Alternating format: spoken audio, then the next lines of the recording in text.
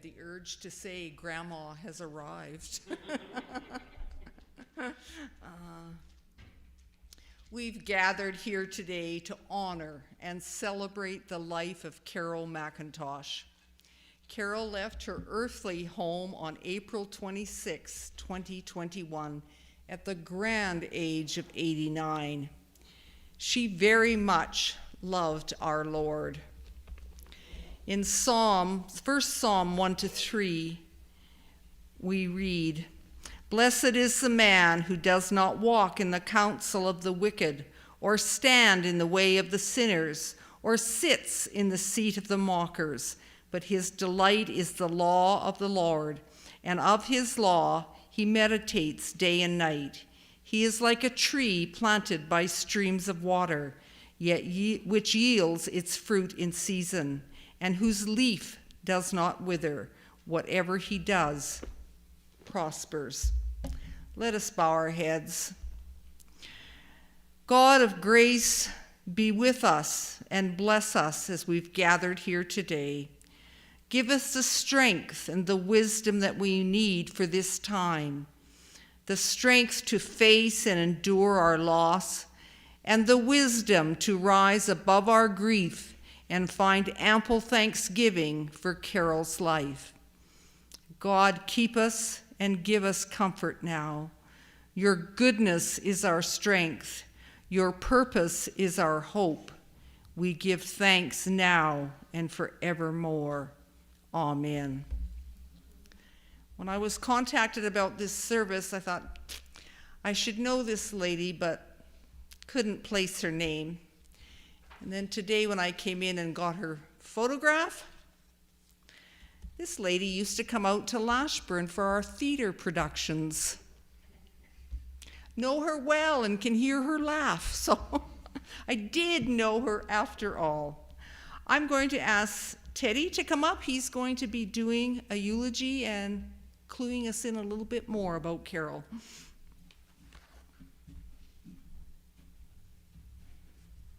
You don't have to keep it on.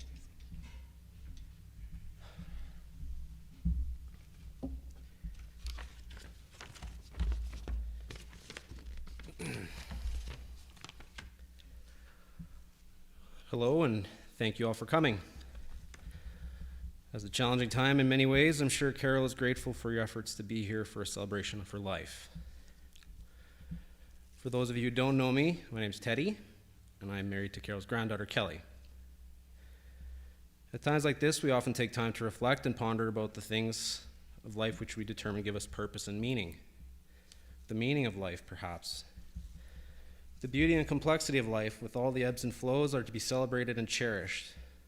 Although I had only known Carol for a handful of short years in her full and storied life, like many of you here, I felt fortunate to get to know her. She was aware of many hats: wife, mother, grand and great-grandmother, sister, auntie, and friend, and that's just the tip of the iceberg. A simplified yet complex way of describing Carol would be, what a woman. Carol exemplified what it means to be full or live a full and rich life, from her early days of attending Sunny Valley School, to raising children, to running the show at the acreage just north of Kitscoty. Carol Louisa Mackintosh was born on November 8th, 1931, the second daughter of Carl and Mary Lindbergh in Dunderd, Saskatchewan. In total, she had 3 brothers and 4 sisters, so things were always busy in the house from an early age. Her school days began at Sunny Valley School and eventually attended Hanley School. Carol was a social butterfly who would make many friends. These school days were where she also began to channel some of her creative energy, as she liked to act in school plays, which seemed to fit well, as many of you may know that Carol could have a flair for the theatrics. Not long after finishing school, she started her life in the workforce. Carol was a bound and determined to succeed young lady. She worked hard at whatever she put her mind to. For a time, she worked at a place called Roy's Cafe, but shortly after, she ventured her way to Lanigan to work as a cook for a farming crew. This is where she would meet Lindsay and Eileen Blair, who would become her lifelong friends. But they weren't the only lifelong friends she would come to know. Carol would catch the attention of some of the local boys, but she would also draw the interest of one man in particular. A man that we all know by the name of Don. Legend has it that Don, not long after seeing Carol, said, "Hands off, boys, she's mine." The two lovebirds said they were two lost kids who had found each other. They would tie the knot on December 22nd, 1949, and were married for a mind-boggling 65 years until Don's passing in 2015. The following year, in November 1950, Carol and Don would become proud first-time parents to their bouncing baby boy, Brian. Shortly after, in 1952, Don and Carol would move the little family to Rivers, Manitoba, as Don got a job working at the military base as a civilian pipefitter. Carol would also work there in the payroll department, and then in September 1953, they welcomed their sweet little girl Brenda into the world. This would complete their happy little family. They spent the next few years in Rivers and would build a new house in Spring Valley just down the road. After spending Saturdays going into Brandon to get her hair done while Dawn would tour hardware stores, Carol decided she needed a new hobby. It was the early 1960s, and Carol thought it would be a great idea to start jumping out of airplanes. But not just once, that wasn't enough. She became a bona fide skydiver. Don didn't argue. He told her he was content to just watch, and jokingly brought along a shovel and a sack in the trunk, just in case. This isn't to assume that all of Carol's hobbies were high-flying and potentially dangerous. Carol and Don would often go square dancing around the neighboring towns, and she was an avid bowler, and if they weren't doing that, they spent some considerable time traveling around with the kids' pipe band every summer. As in all of our lives, there were some bumps in the road, and in 1967, where the base where Don and Carol worked was preparing to close. So they were faced with the new challenge of what to do next. This didn't even faze them one bit. Don had accepted a good job working at a recently opened potash corp, and on the same day of December, 15 years after they had moved, they left and moved back to Lanigan. While Don was working his way up to be the maintenance foreman at Potash Corp, Carol also tried her hand at working at the mine.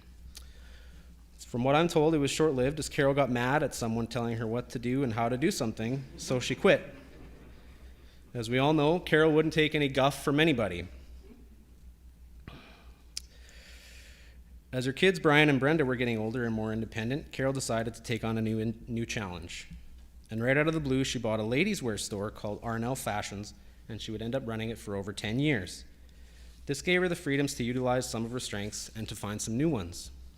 Even seeing some of the older pictures of Carol and Don, they always dressed to impress. At the store, Carol was the boss, just like at home. She would help people feel good about themselves. She got to socialize, and she was afforded the freedoms of being able to give back, something Carol had always done throughout her life. She became a longtime member of the Lioness Club and would travel internationally to conventions.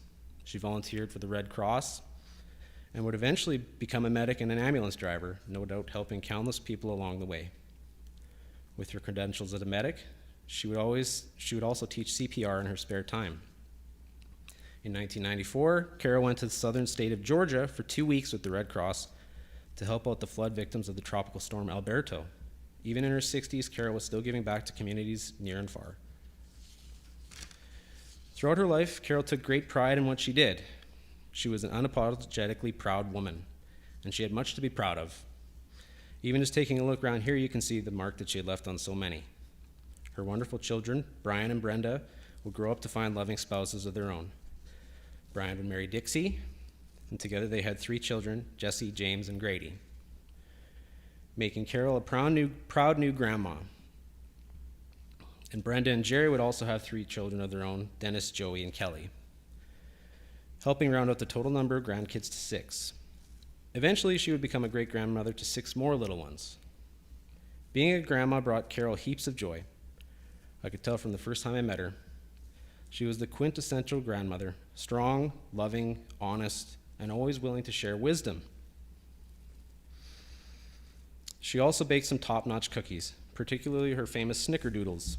You knew they were always good when the certified quality control tester, Dawn, was right there at the counter with a cup of tea ready to verify each batch was as good as the last.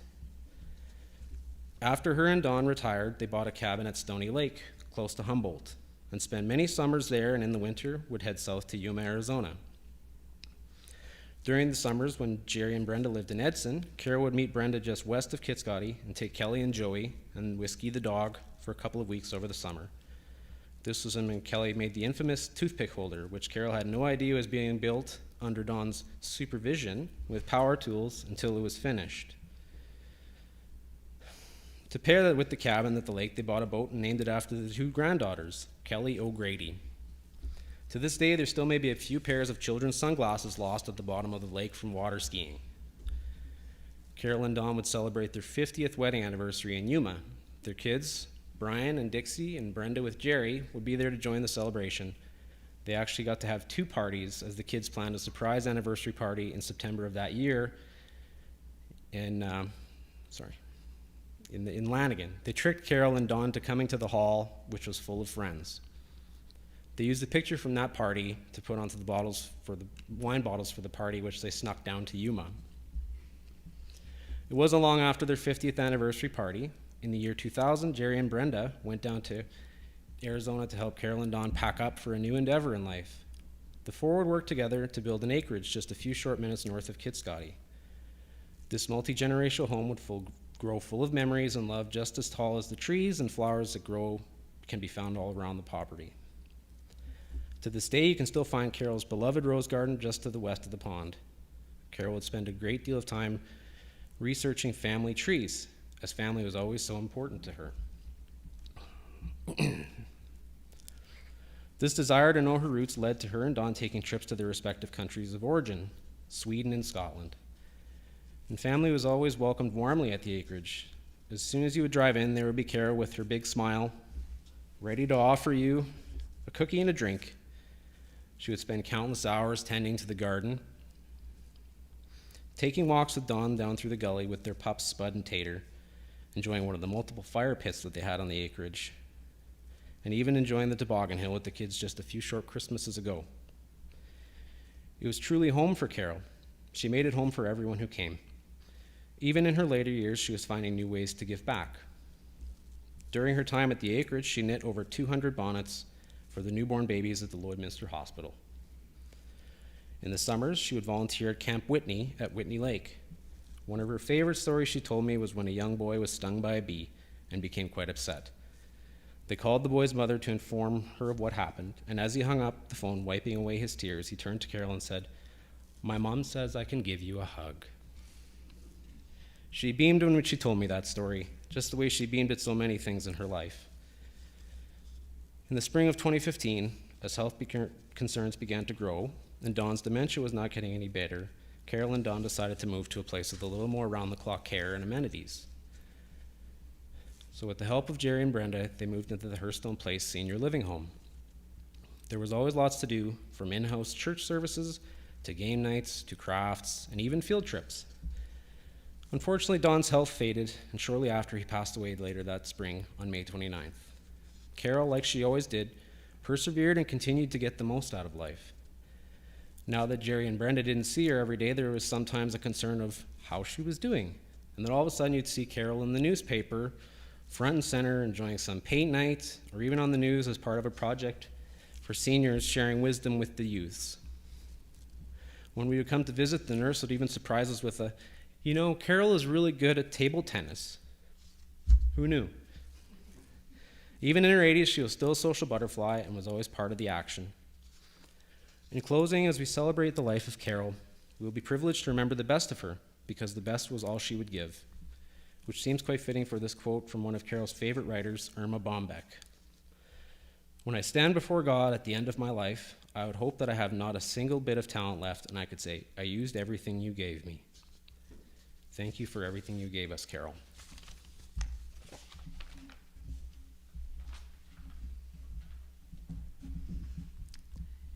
Eulogies are very hard to write, but I think she'd be very proud of this one and how it was presented. Job well done. I'll ask Cody now to turn on. We are going to have a PowerPoint presentation. If some of the pictures make you laugh, feel free to have a chuckle.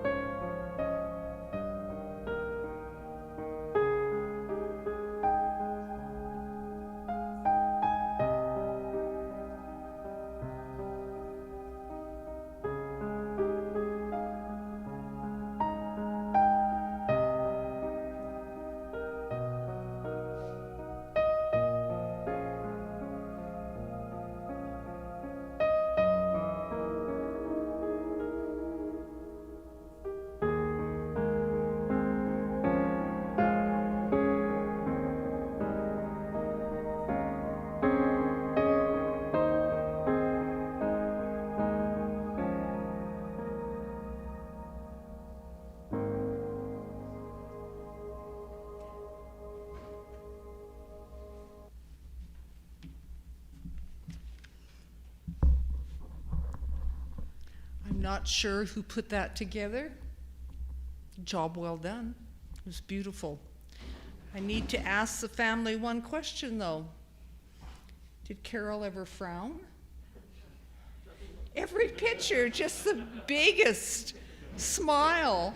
Just always. I'm just thinking she must have always been so happy.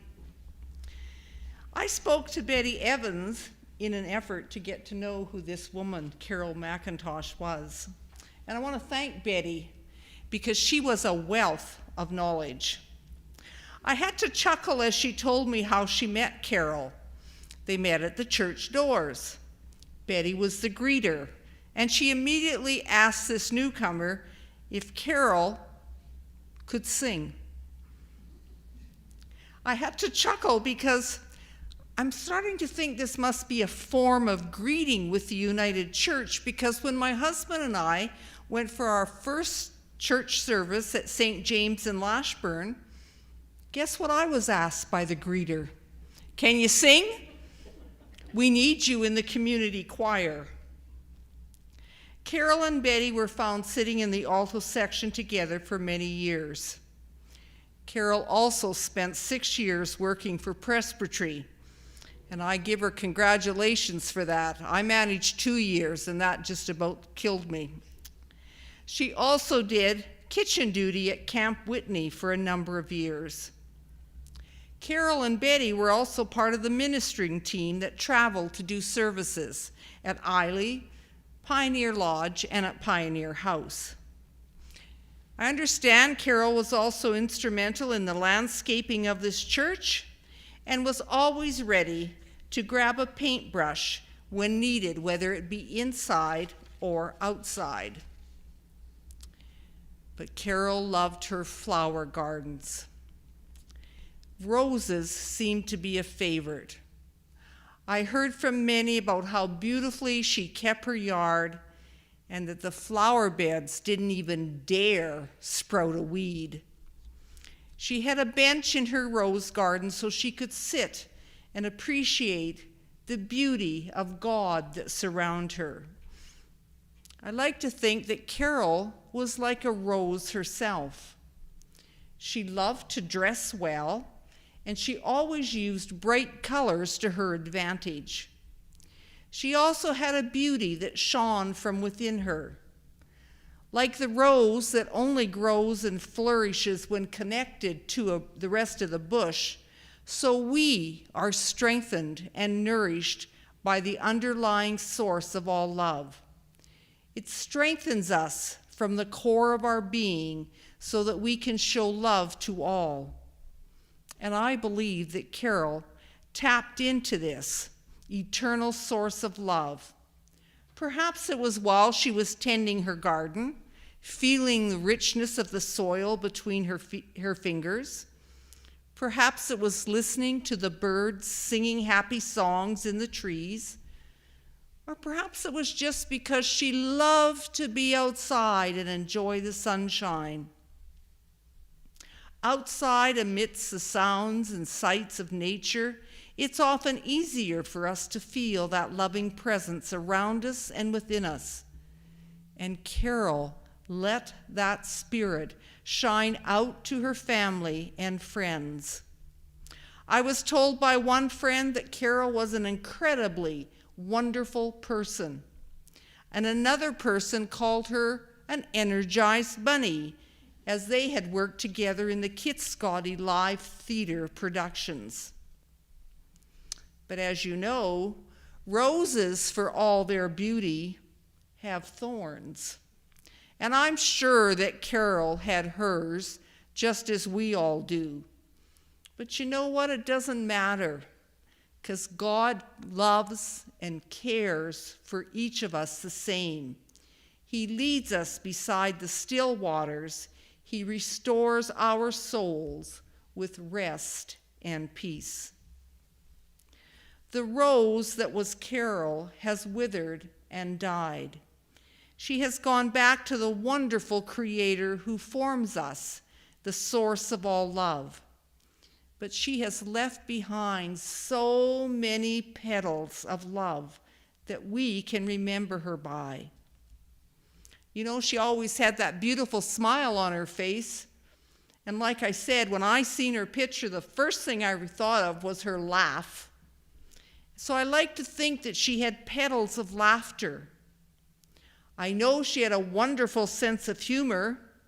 In fact, I was told that they maybe wouldn't tell all those jokes. This isn't the place. She had incredible wisdom. She was very giving, very sharing, and she loved receiving love and giving love. Carol was also a petal of friendship. Friends mentioned how she was always ready for tea time when friends dropped by. And I just love the display that the family made here today, because knowing how important tea time was to Carol, and here it is, all set up with her cookies, her goodies.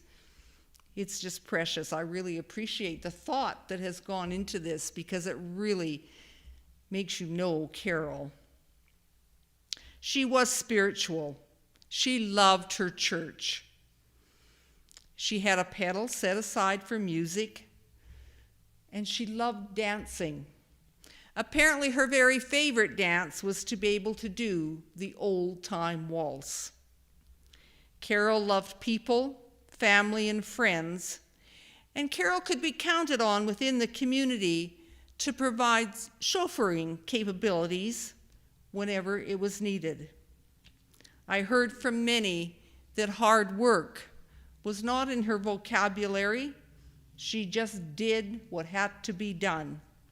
And of course, there was the gift of her gardening.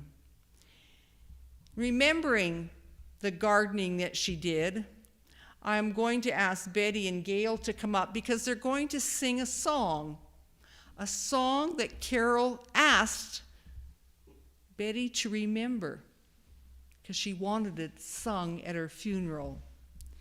In the bud, there is a flower.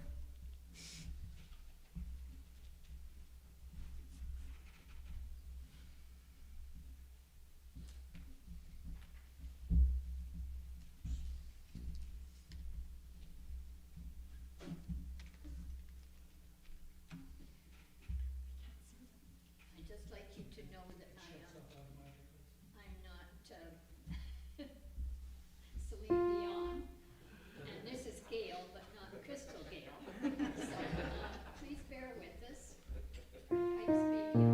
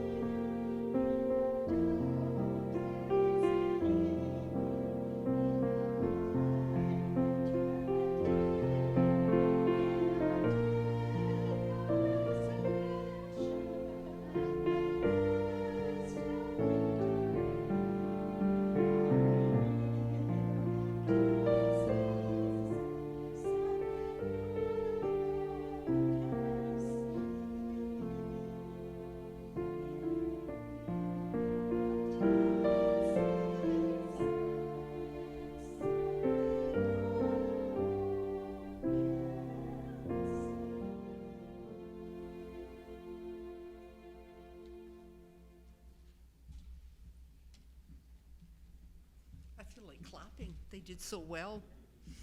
I heard yesterday that they were here practicing the pipes because apparently they haven't been doing a whole lot of singing lately. So thank you, ladies. I'm quite sure that Carol is enjoying that.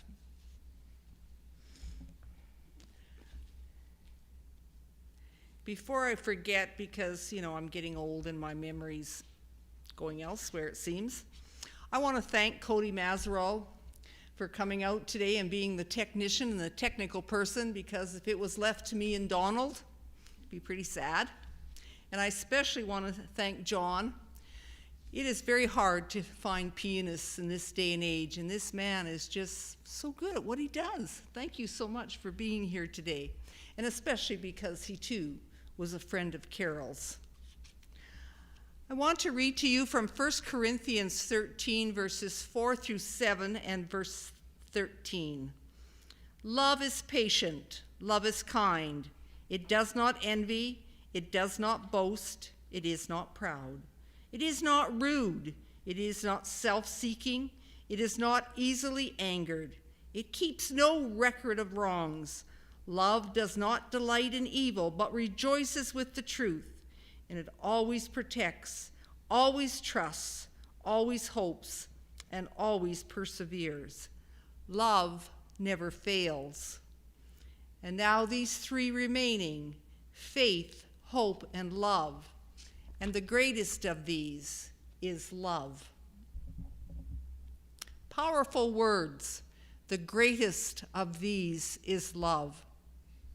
And I'm going to ask you to remember, as you grieve for Carol, remember those words.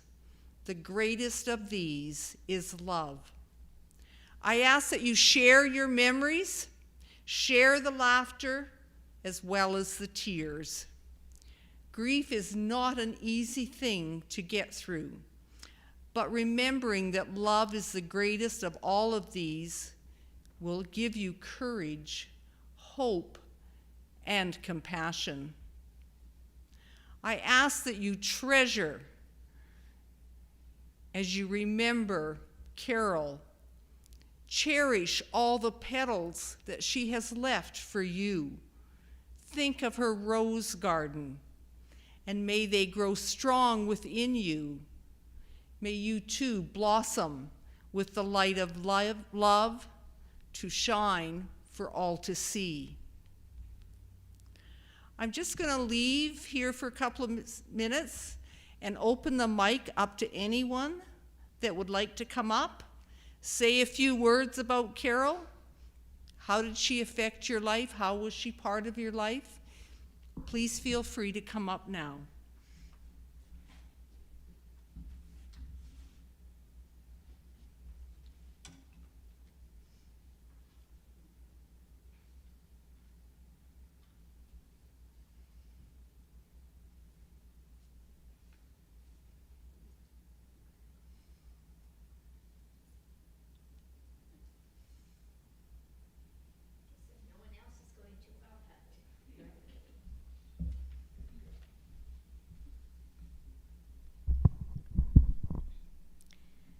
When I greeted Carol that morning at church and invited her to come into our choir, it opened up a very close friendship between the two of us. I had lost my husband in the year 2000, and 10 years later, my sidekick Nita left me. We had traveled a lot together, all three of us, and then Nita and I together. And, God works in mysterious ways, because he brought Carol into my life. She wasn't afraid to drive after dark, and she also loved so many of the same things that I did: music, drama, volunteering for things just to make the community better. And so, first of all, we were in choir. Then the Drama Society was here, the drama club, and I asked her if she would like to come into that. Well, sure enough. Then the next thing was the seniors. We had floor curling for seniors at the center, and she and Dawn came into that occasionally. She started all my bedding plants for me. Would never ever take anything for it. That was just her giving way. She gave to everyone that she knew. Mind you, Carol turned out to be sort of like my big sister, a little on the bossy side. And she could have days not really frowned, but she would get a little bit huffy, and you knew that you had to pull in your horns a little bit, or there might be conflict. We had some fun times going to programs together. She had celebrity series tickets, and every once in a while Dawn would say, "Oh, I don't want to go to that." So Carol would phone me and I'd travel along with her. At one of these, we were sitting talking to someone at intermission, and I felt something funny in my mouth, and I said, "Good Lord, I've lost a tooth." Well, here she is down on her hands and knees looking in the carpet, and we found it. So down to the denturist I went and had my tooth put back on. Another time we were traveling through Lloydminster, and I noticed a big van on the right-hand side of us, on the passenger side, and Carol was keeping up with them all the way along, and all of a sudden I said, "Do you realize you went through a red light?" She said, "I did, but I don't think anyone would have hit us because the van was right beside us all the way." I don't know what else I can say.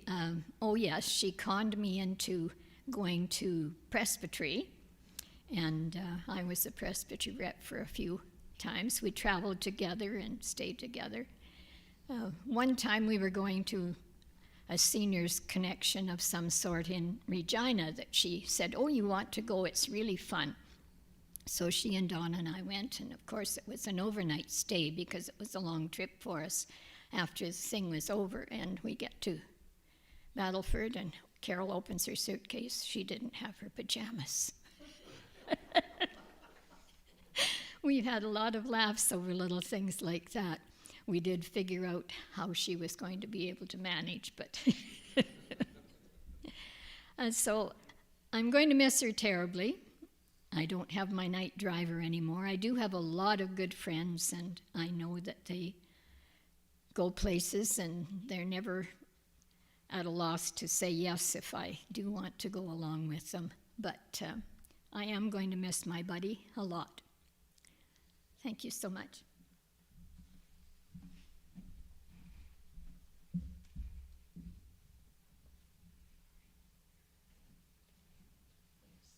I started something. There you did.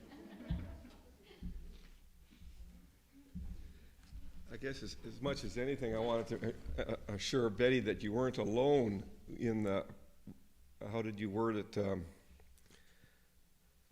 the odd, rough point? No, you used a different word. But I too, I think I understand what you're meaning, but I also agree that it passed quickly, and a lot of good times.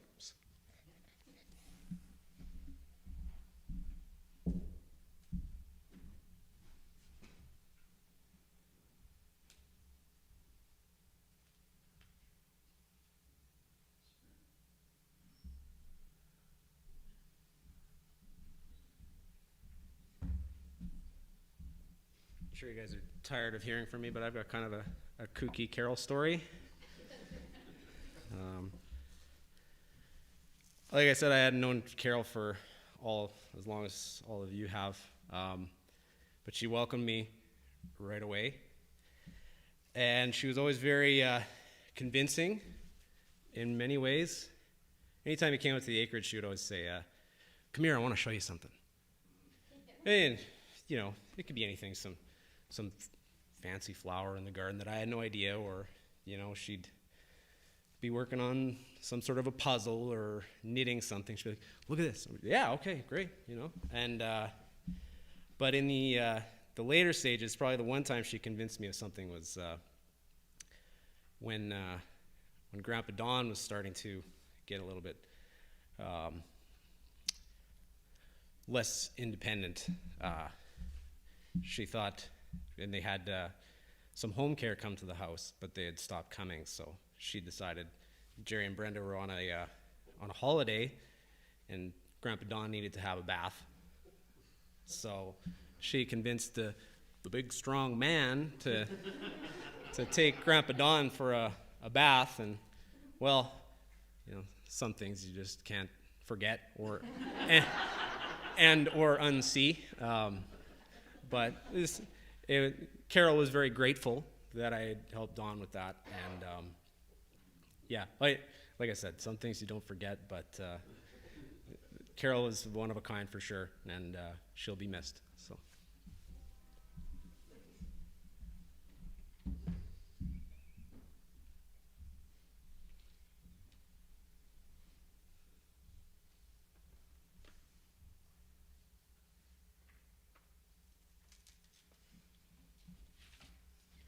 If somebody else wants to come up, I'll sit back down.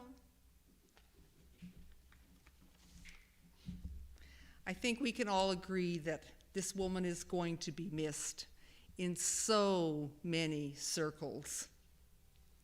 And I'm sure that we are all very grateful for having known her and her spirit, which I'm sure will carry on. My grandkids, when my mother died, my grandkids started finding dimes.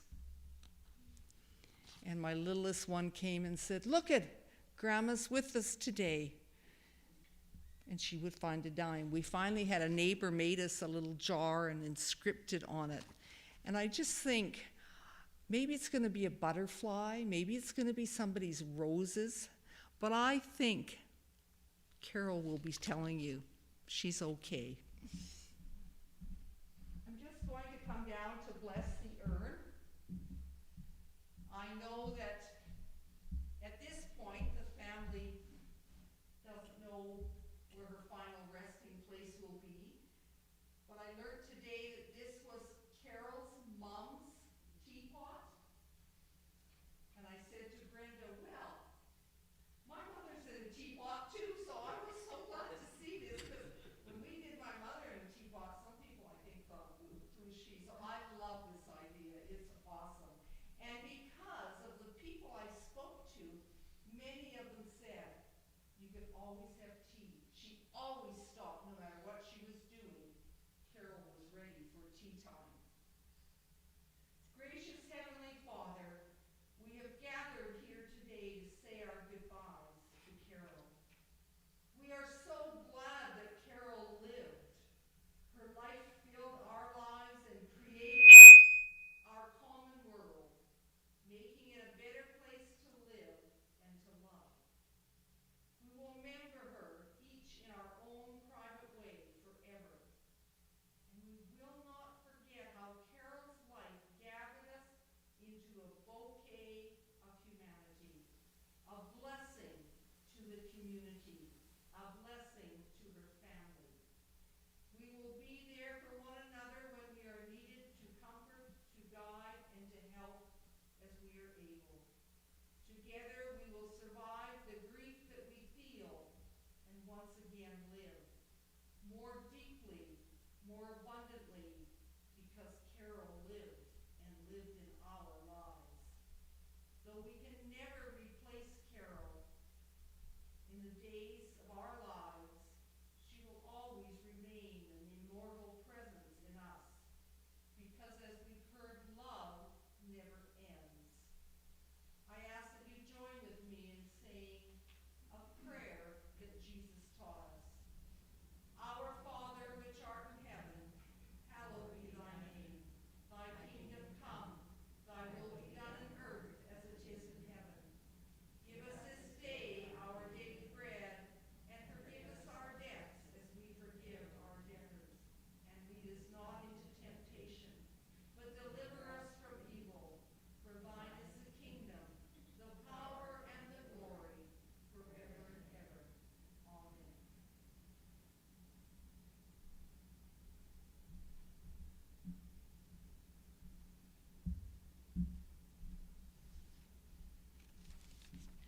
I ask that you stay seated as we conclude this program and listen to Amazing Grace.